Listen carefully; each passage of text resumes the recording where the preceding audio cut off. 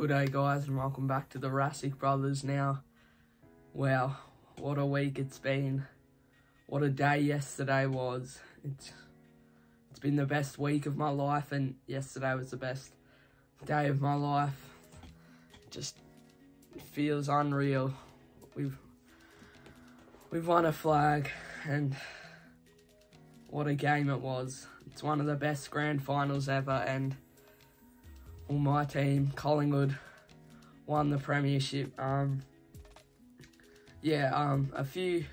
couple months ago I did a video talking about the worst day of my life, and that was, of course, the 2018 grand final. Now, I'm here a couple months later talking about the best day of my life. It's just incredible. I started going for Collingwood in 2011. You can call me a bandwagon, but it wasn't because we won the premiership. It was because I was looking at Jay's footy cards and I saw Dane Swan, and then I just chose Collingwood. I instantly fell in love. But 12 years later, I've witnessed our first flag, and I got to witness it with my dad, who's also a diehard Collingwood fan. And gee, the emotions, they were up and they were down throughout the day, but we finished on the highest of highs. We are on top of the mountain on the footy world, and it's so special. You don't know what it feels like until you've got it, and gee, it feels good.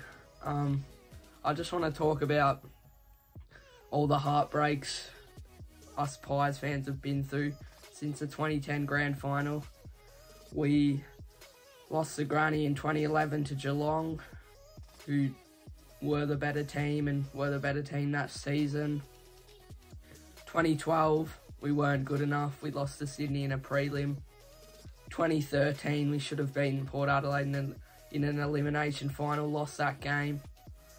Then fast forward 5 years later, we make finals again, make a granny, and I've talked about this a lot, but losing a heartbreaking match to West Coast, which is also one of the best grand finals ever.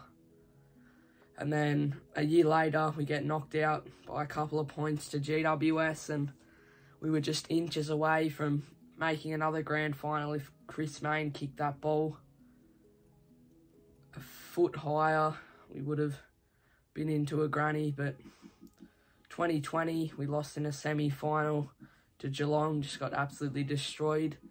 2021, 17th worst year I've seen as a Collingwood supporter. 2022, we fought back against the Swans. It was going to be a fairy tale season, but we lost by 1 point in a prelim. I don't think we would have come close to Geelong on that day in 2022. Likewise with Richmond in 2019, but we would have certainly put up better fights. And then this year, I thought it was going to be another heartbreaking finish, but we got there. And yeah, I'm just going to take you guys through how my day went, how my week went right now. So the week kicked off. I was just at home, not doing much, just waiting patiently, nervously for the game on Saturday. Then Wednesday, Jay came up. We filmed a goal-kicking challenge, and I won my first goal-kicking challenge, my first challenge on the channel since January. So that was a bit of an omen towards Saturday and what could come. And then Thursday was again pretty relaxing day. I got the record in the back, and again I was just up and down through emotions. Played a bit of AFL 23, and I've got to tell you, that is one of the worst games ever put out, but that's a different topic. Friday went to the grand final parade, and then footy festival, met a lot of great people. Isaac Heaney, Brendan Goddard, Connor Rogers, Dwayne Russell, of course, the great man, Cardman 22, He was a great person. AFL Goat HQ and Mensa as well. And then we're even talking on the train for a bit afterwards, so that was pretty cool. And then on Saturday, I was that excited. I woke up just full of nerves. We watched it here at my house, and we had out the front of our house all decorated. A few people tooted their horn as they went past, and then our lounge room was decorated too. My nana and pa came up. It was my mum's birthday as well. She had to go to work at 5 o'clock, so she missed the last quarter, but so did my nan. She couldn't watch the last quarter, so maybe it wasn't the worst thing in the world. She got to see the end though at her work, which was good. The final siren. But yeah, in the first quarter, we started strong, kicked the first 2, and then Brisbane kicked the next 3. I was a bit frustrated. I thought some of our players weren't playing at their best. I think Braden Maynard, one of them.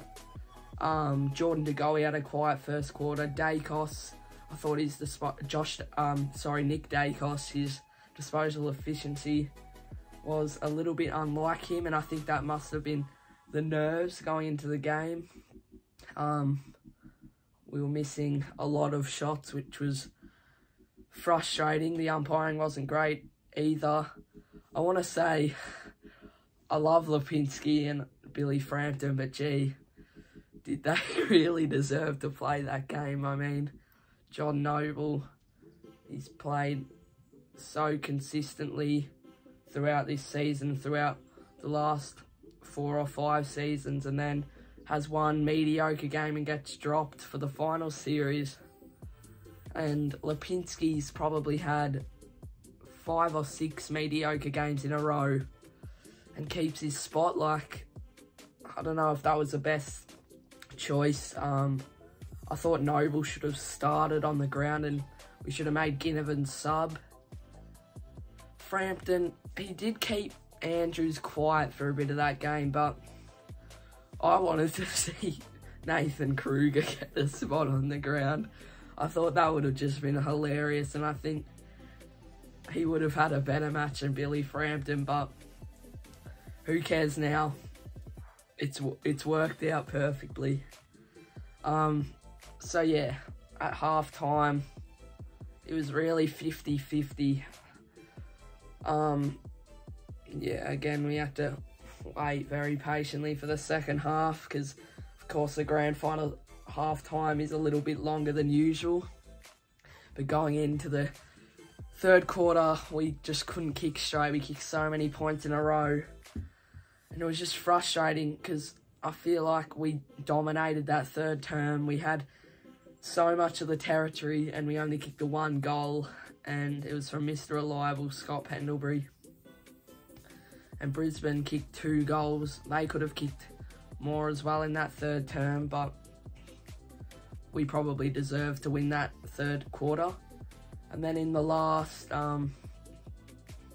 it went goalless for quite some time in that last quarter. It was really a 50-50 game for the whole game, but that last quarter you just did not know who was going to win the match. And then Charlie Cameron kicked a goal with 5 minutes left, and I thought, oh no, here we go again. And at that point, I was almost crying, I'm going to be honest. I was almost crying when he kicked that, and then we get it out of the centre, and Jordan De Goey, the biggest finals player on earth besides probably Dustin Martin and Luke Hodge, you could say as well, kicks a massive goal from 50 metres out. It goes straight over the umpire's hat. And I am in tears, bawling. I'm hugging Ward, I'm hugging Dad, I'm hugging my pa. But it's not over yet, of course. There was still 5 minutes to go. And then Steele Sidebottom on the wing gets a 50-metre penalty. I thought it was a generous 50, actually. I thought it was like 65 metres, that penalty, but who cares? It's for us, so if it was for Brisbane, I'd be going off. But Sidebottom kicks the goal from 50 out. I had a feeling he was going to kick it. And we're up 10 points. And I think from that point, I thought we were almost there. We just needed to get a few stoppages.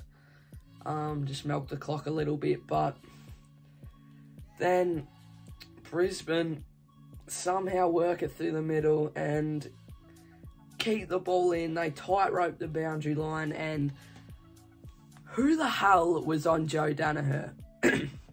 I know they were guarding the goal square, but you have to guard that dangerous spot directly in front, 25 out. They had a few players there. Danaher marks it, had all the time in the world to just run around, and he was never going to miss.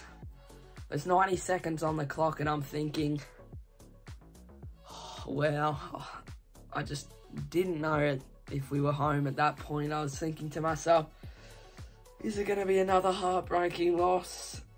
Is this premiership too good to be true? And then a controversial advantage for Brisbane. You can complain all you want, but for 118 minutes of that game, the umpiring was on Brisbane's side. And for the final 2 minutes, the umpiring was on our side. So Brisbane fans just need to suck that up. They can't complain. And then Will Hoskin-Elliott takes a mark with about 40 seconds on the clock, I believe. We milk the clock. We keep milking it. We kick it down the wing. And I just want to say, BT's commentary for the final siren. Look, BT's commentary can get criticised sometimes, but that is one of his best pieces of commentary. The Magpies and their massive army are going to win a record equaling 16th flag. How sweet it is! Collingwood win the grand final! And then the siren went and everybody's cheering, and that's when I started crying again. We won a flag. We won a fucking flag. And I'm hugging Dad, I'm hugging Ward, I'm hugging my pa, and just too good to be true. Bobby Hill had to win that Norm Smith medal. Certainly could have kicked 6 or 7 goals really, but to kick 4 goals, to take a massive hanger, to kick some cracking goals. His pressure was awesome. It just had to be Bobby. I thought if anybody else was going to get it, it would have been my pick, Tom Mitchell. It said on the Norm Smith voting he came 4th, but I thought he had 13 tackles, I believe. Had a lot of clearances, 24 touches, and you can say they're cheap handballs. And I used to say it when he played for Hawthorn. But they're only cheap if they're not contested, really. He's going in there. He's doing the dirty work. He's getting it out. Yeah, they're short, quick handballs, but they're the ones that set up goals. They're the ones that break the game apart. And they're the ones that won us that game. So, yeah. We've won a flag. It's our 16th flag, and the first one I have witnessed live, so it's just amazing. One thing else I want to put in is, on behalf of the Collingwood Football Club, I want to apologise for Bo McCreary.